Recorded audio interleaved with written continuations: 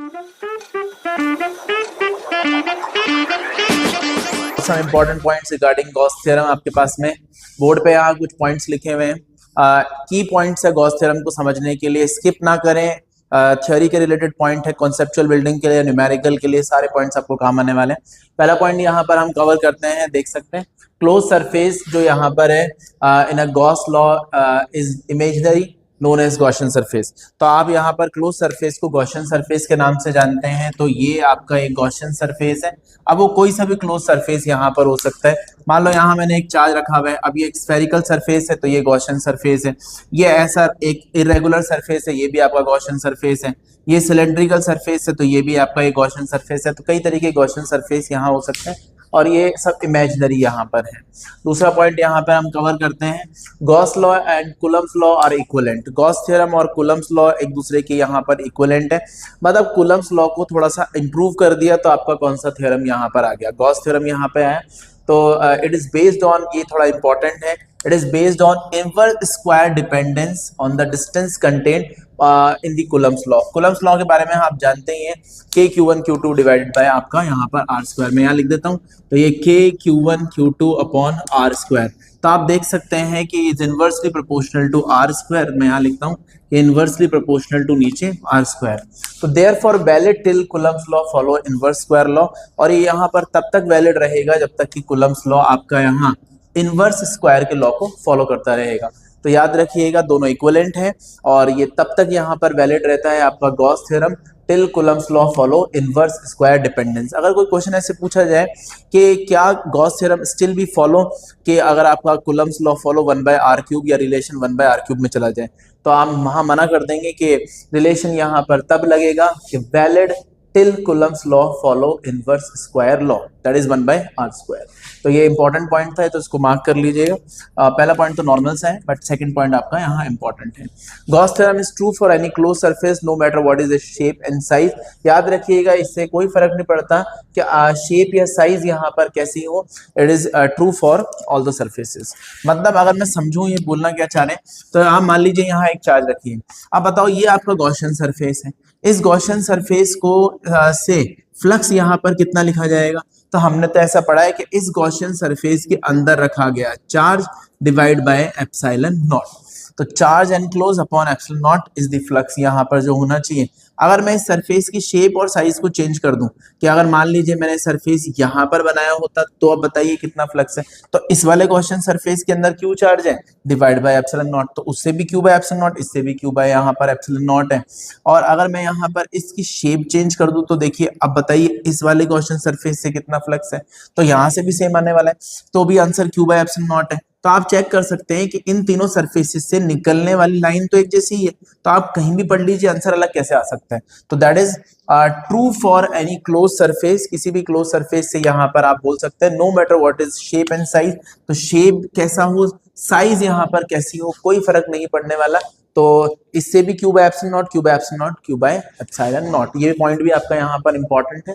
और flux related to Gaussian surface, fourth point is independent of the charge outside the surface. तो जो flux यहाँ पर है किसी भी गॉसियन सरफेस से जुड़ा हुआ, वो बाहर रखे गए चार्ज पे बिल्कुल डिपेंड नहीं करता।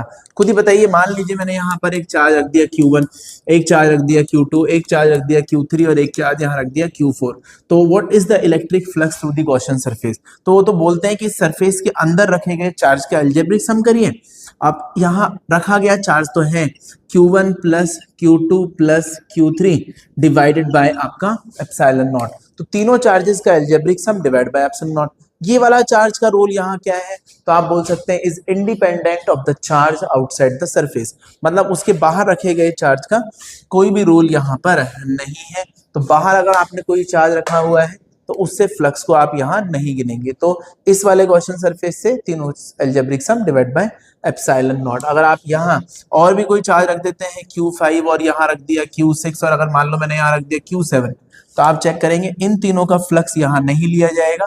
केवल और केवल कौन से चार्ज का कंसीडर किया जाएगा, जो एक और यहाँ आपने अंदर रख दिया, दैट इज अलजेब्रिक सम। अगर ये माइनस का रहा होता तो आप यहाँ पर कौन सा साइन लगा देते हैं, माइनस का Q7। तो दिस आप सबको algebraic sum divided by epsilon naught. Outside charge makes no contribution, बाहर के चार्ज का कोई कंट्रीब्यूशन यहाँ पर नहीं है। अब ऐसा क्यों है कि बाहर के चार्ज का कोई कंट्रीब्यूशन नहीं है, उसको भी एक बार हम यहाँ पर समझने की कोशिश करते हैं। क्या बाहर वाले चार्ज की कोई इलेक्ट्रिक फील्ड इन गॉसियन सरफेसेस पे नहीं होने वाली?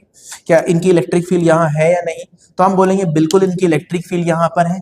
अब अगर इलेक्ट्रिक फील्ड यहाँ पर है तो फिर फ्लक्स यहाँ पर क्यों नहीं है?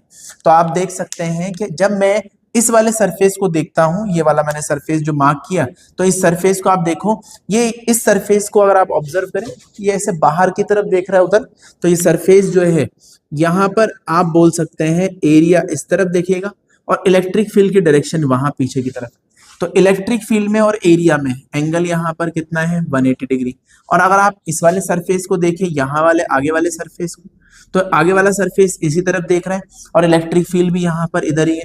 What is the angle between them? तो यहाँ पर आपका एंगल है 0 डिग्री। तो आपका एंट्री पे आपका फ्लक्स जो है वो कैसा होगा? नेगेटिव, क्योंकि एंगल है 180। फ्लक्स की कैलकुलेशन हम पहले समझ चुके हैं। तो ये E A cos 180 माइनस में हो गया और ये हो जाएगा आपका E A cos आपका यहाँ पर 0। तो ये आपका पॉजिटिव फ्लक्स, ये आपका नेगेटिव फ्लक्स। तो जितना एंटर हुआ उतना निकल गया। तो आप बोल सकते हैं जितना नेगेटिव उतना पॉजिटिव। तो incoming flux equal to outgoing flux, क्योंकि ये एरिया इधर की तरफ था, वो एरिया उस तरफ था। तो याद रखिएगा बाहर वाले चार्ज की इलेक्ट्रिक फील्ड यहाँ पर होती है, फ्लक्स यहाँ पर क्यों नहीं होता? क्योंकि जितना भी फ्लक्स आता है उतना ही फ्लक्स चला जाता है। That's why outside charge makes no contribution. बाहर वाले चार्ज का कोई कंट्रीब्यूशन यहाँ नहीं लिया जाएगा, बट इलेक्ट्रिक फील्ड को जरूर गिनिएगा, याद रखिए वहां उसकी इलेक्ट्रिक फील्ड ली जाएगी। नेक्स्ट पॉइंट यहाँ पर आपके पास में है, Gauss theorem is valid is helpful in calculating electric field. ये आपको इलेक्ट्रिक फील्ड भी कैलकुलेट यहाँ पर करके दे सकता है। फॉर्मूला आपको पता ही है, E dot D A equal to charge enclose divided by epsilon not. तो एक और जो हम गॉस थ्योरम से इंपॉर्टेंट चीज कर सकते हैं वो क्या है? वो यहाँ ये है कि आप इलेक्ट्रिक फील्ड का भी यहाँ पता कर सकते हैं। और इसके लिए आपको यहाँ पर अज्यूम करने पड़ेंगे गॉसियन सरफेसेस या तो स्फेरिकल है या सिलेंड्रिकल है या फिर क्यूबिकल है। तो ऐसे कुछ गॉसियन सरफेस यहाँ पर ले जो चार्ज को सिमेट्रिकली एनक्लोज करता हो, जिससे आपकी यहाँ फ्लक्स की कैलकुलेशन की जा सकती हो।